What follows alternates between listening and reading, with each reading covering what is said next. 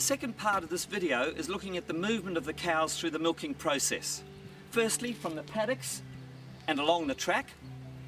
From the track, the movement into the collecting yard. From the collecting yard into the milking platform. And finally, the exit out and returning to the paddock.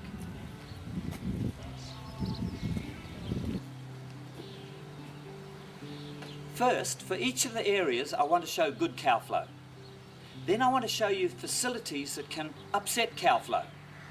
And finally, good stockmanship that can improve cow flow in each of the areas. Some general problems might be common to each section. For example, slippery concrete. I'm going to repeat that in each section so that each section's complete in itself and you can identify which one suits your farm.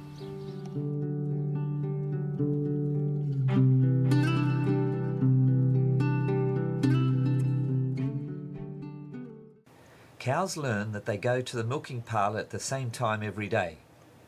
They know that during milking they may be fed, or that on the other side of milking is a new paddock of grass waiting. So they are usually keen to move from the paddock to the shed. It seems that cows enjoy the milking process, as they will come of their own accord even to a milking parlour where there is no incentive feeding.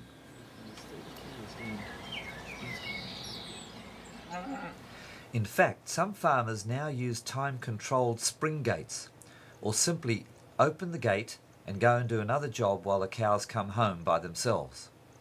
A few stragglers may have to be rounded up at the end. The cows behave as a herd. There are cows that lead and cows that are followers.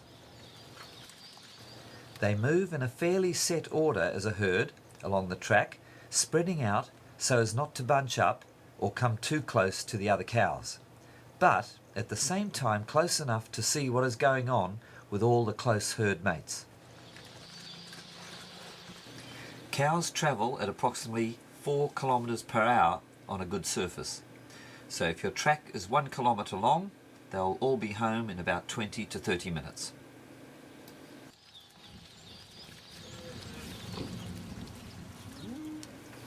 There are many track problems that will affect cow flow. Look at this track for instance. There are at least 6 problems causing these cows to slow down here. The most obvious is the poor surface. Then there is the sharp bend, the width of the track, distractions, changes of surface, steepness. A common surface problem area is where vehicles enter and leave the track near the shed, just as you can see on the right hand side of this section of track.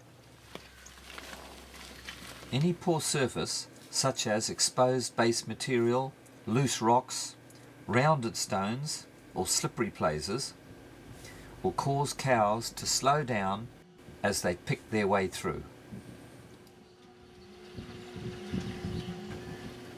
A track with an apparently good surface but excessively crowned will slow a herd down, as cows avoid the steeper edges and choose to walk only in the side drains and the flat middle.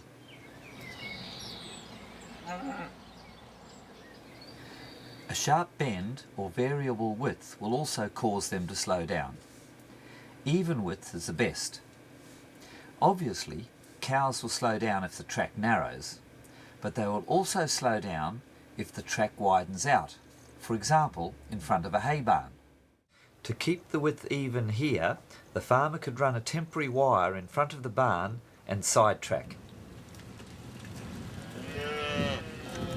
In fact, any changes to the track surface will cause cows to balk and slow down. Changes could be from gravel to concrete, from dry to wet, for example where a section of the track is shaded by trees or a hedge or through a cutting. Another change that will cause cows to slow down could be a road or river crossing. Changes in gradient, up or down. Bridges and underpasses can be a problem because many things change: steepness, surface and width. Stray electricity across a track, for example from a transformer or electric fence, will cause the herd to almost stop as cows cross the area quickly, one at a time. Distractions, for example bulls in the herd or water troughs on the side of the track, will often cause bottlenecks. If your cows are slow or get held up on your tracks, observe the cows and see where they balk or where the bottlenecks occur so that you can identify the places that need attention. Some of these problems can be fixed by maintenance or upgrading or redesigning of your tracks to make them more cow-friendly. Some problems we just can't change, such as difficult terrain or bad weather. Good stockmen will encourage the cows to walk as best they can. Allow them to just drift or go at their own speed. Remember that it is mainly the dominant cows who will set the walking pace of the herd by the push-pull effect. There will be a fair amount of stop-start by individual cows. This will be much more obvious on narrower tracks where one cow can assert control and no other cow will pass her. A herdsperson behind a medium-sized herd cannot speed them up without damage. The cows at the back won't overtake the cows in the front, who will be just walking at the pace they have chosen.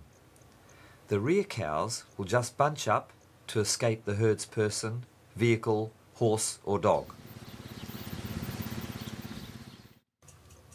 The herdsperson must keep outside the flight zone most of the time.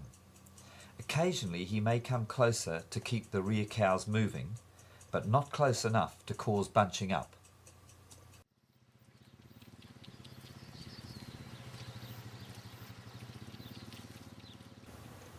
In hot weather or in late pregnancy, when cows walk slowly, encouraging them along with whistling or calling out can help.